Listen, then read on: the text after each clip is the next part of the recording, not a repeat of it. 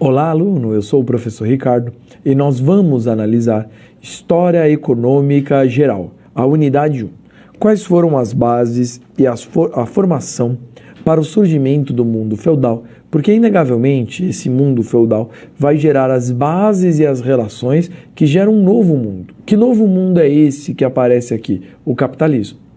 Então, é a partir do sistema feudal que nós conseguimos compreender as relações pelas quais se formaram o capitalismo, que é, sem dúvida nenhuma, o sistema preponderante no mundo ocidental desde os séculos XIV, XV adiante. Então, é nesse sentido que a história econômica procura estabelecer as bases das relações que formaram o sistema contemporâneo econômico. Para entender a economia, obviamente, nós precisamos entender também, paralelo, as relações políticas, as relações sociais ou mesmo as relações culturais. Portanto, uma aventura pela história é o que nos aguarda a partir daqui. Quando nós falamos sobre a Idade Média, nós temos uma primeira característica importante, chamada de Alta Idade Média. O que é isso? Alta Idade Média.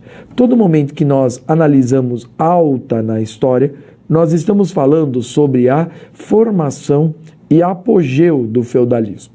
O sistema feudal, ele vai ter características importantes para a Europa. Basicamente, vai ser o sistema que vai se formar a partir do fim do Império Romano. E esse sistema ele se estabeleceu muito associado às chamadas invasões bárbaras. O que é isso? Quando nós falamos sobre invasões bárbaras, nós estamos falando sobre ataques na Europa. A Europa vai sofrer ataques estabelecidos primeiro pelos árabes. Os árabes que passaram por um grande processo de expansão se estabeleceram na Península Arábica e se expandiram pelo norte da África, pela Europa, sobretudo nas regiões ligadas à Itália e também à Península Ibérica, e foram detidos em 732 na Batalha de Poitiers por Carlos Martel. O que mais que a gente vai ter? A expansão promovida pelos eslavos, que vieram do leste e atacavam a Europa. E por fim, mas não menos importante, os normandos, os saxões, os vikings. Os vikings, na língua nórdica, significa piratas. Os vikings vinham das regiões que hoje nós chamamos de Suécia, Noruega, Finlândia, Dinamarca. Os vikings, eles atacavam por alguns motivos importantes. Primeiro, porque tiveram suas redes de comércio atrofiadas. Segundo, não menos importante, pelas condições climáticas difíceis. E terceiro, pelo desejo de conquista, pelo desejo de dominação, pelo desejo de expansão. Eles estavam muito interessados em dominar territórios, em conquistá-los. E assim eles atacaram. Primeiro a Inglaterra, depois áreas da Europa Central, num grande processo de expansão, num grande processo de conquista, de dominação e de avanço. Nesse sentido, para se proteger desses caras, o que vai acontecer? Nós vamos ter uma lógica importante da formação de uma economia basicamente voltada à sobrevivência. Quando falamos em uma economia estática, falamos em produzir aquilo que é necessário para o sistema, dependendo da terra. Então você coloca a semente lá e produz. Você não tem uma preocupação assim, eu preciso produzir muito mais, fazer a terra produzir muito mais, porque vai nascer mais gente. Não, você não tem uma lógica do lucro, de você obter mais para produzir mais. Não. Você tem uma lógica, sobretudo na economia feudal, autossuficiente. Ou seja, de produzir somente o necessário. Daí vem a perspectiva introvertida, ou seja, é voltado para o abastecimento do feudo. Daí nós podemos entender que a economia que se estabelece no mundo feudal, ela é essencialmente agrícola. É uma economia amonetarizada na Alta Idade Média. O que isso significa? Que a agricultura determina as relações. Quando tem comércio, ele é muito raro. E o que o comércio tem aqui? Escambo. A troca de produtos por produtos. Basicamente, o comércio é raro. Quando ele acontece, é por escambo.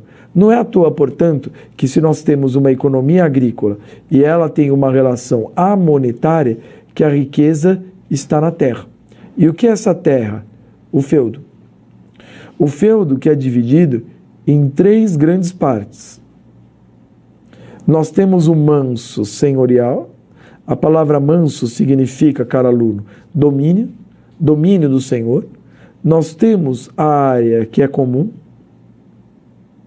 que é onde tem uma floresta, onde tem um riacho, áreas variadas comuns. E do outro lado, nós temos as áreas dos servos, as áreas básicas de produção, as áreas básicas de desenvolvimento dos servos. Como bem determinou o historiador Marc Bloch, um grande historiador francês, a partir dessas relações econômicas se estabelecem relações de reciprocidade. Reciprocidade é o sentimento maravilhoso que temos de dar alguma coisa para alguém e receber algo em troca. Isso é reciprocidade, dar para alguém e receber algo em troca. Como vai se estabelecer reciprocidade na Europa? Nós vamos ter a primeira relação de reciprocidade entre o senhor e o servo. O que o senhor dá para o servo? Proteção, o direito do uso da terra. O que o servo dá para o senhor? O que eles chamam de obrigações costumeiras. Sabe o que era isso, caro aluno? Obrigações que vieram com o costume. Então, a primeira delas, e muito famosa, talha. 50% de tudo que ele produz fica para o senhor. Outra obrigação, corveia, é o trabalho para o senhor, de 2 a 4 dias. Então, de 2 a 4 dias, ele sai da terra do servo e vai trabalhar na área do senhor. Banalidades. Era um imposto pelo uso das instalações. Tinha outro chamado primas noctes, por exemplo. Primas noctes era terrível. O servinho se casava com a servinha, a noite de núpcias da servinha era com o senhor feudal, que ia mostrar a ela, na linguagem da época, os valores e a força da purificação de seu senhor. Olha como era uma relação absolutamente terrível. Agora, paralelo a essa obrigação que o servo tinha de oferecer ao senhor praticamente tudo que ele produzia, nós tínhamos uma outra relação, que é entre o senhor e o senhor. Cuidado que a seta ela vem para um lado e ela vai para o outro. Sabe por quê? Um senhor é chamado de suzerano. E o que o suzerano faz? Dá terra ao outro chamado vassalo. Como é que se chama essa terra? Feudo. O feudo é entregue. Em troca, o vassalo jura fidelidade. Ele presta uma homenagem em que ele promete suas armas. No dia em que o suzerano precisar, o vassalo vem com suas armas. Vem ajudar, vem defender, vem se estruturar a partir daí. Muito bem. A relação se estabelece, a estrutura senhor feudal se desenvolve. Sabe o que isso significa na prática? Que nós temos um país, por exemplo, a França, no século X. O rei está aqui. O rei está no centro do território. Ele consegue dominar esse centro, mas ele não consegue cuidar das periferias. Sabe o que isso significa na prática? Que ele vai dividir esse território. Aqui ele vai dar esse território para um vassalo. Aqui ele vai dar esse outro território para um outro vassalo. Aqui ele vai dar esse outro território para um outro vassalo. E aqui ele vai dar esse outro território para um vassalo. Você tem o suzerano e o vassalo. O vassalo vai proteger esse território. Mas no dia que esse aqui precisar, esse brother vem e vem ajudar. E uma curiosidade final, ele pode dividir esse território. Então esse aqui que é vassalo, ele pode tornar uma outra pessoa seu vassalo. Então isso pode acontecer também. pode se estruturar aqui. Desse sistema, nós temos uma descentralização evidente. Agora, o que muda? O que se torna diferente? A chamada Baixa Idade Média. Por que é Baixa Idade Média? Porque esse sistema vai entrar em colapso. E quando ele entra em colapso, o capitalismo vai aparecer. E sabe por que esse sistema entrou em colapso? Por causa das chamadas invasões bárbaras pararem. Os bárbaros começaram a se misturar com os europeus. Os bárbaros começaram a ensinar os europeus a lutarem contra outros bárbaros. As relações se tornaram mais amistosas, o exército europeu melhorou, pararam os ataques bárbaros. Quando parou os ataques bárbaros, surgiram as famosas cruzadas. Sabe por quê? Porque o sistema feudal, ele entra em crise. Você tem uma população que passa a crescer, porque as guerras acabaram, e do outro lado, você tem uma produção que não aumenta, uma produção estática. Sabe o que vai acontecer? As cruzadas. O movimento expansionista cristão, de caráter militar, tendo a cruz como símbolo.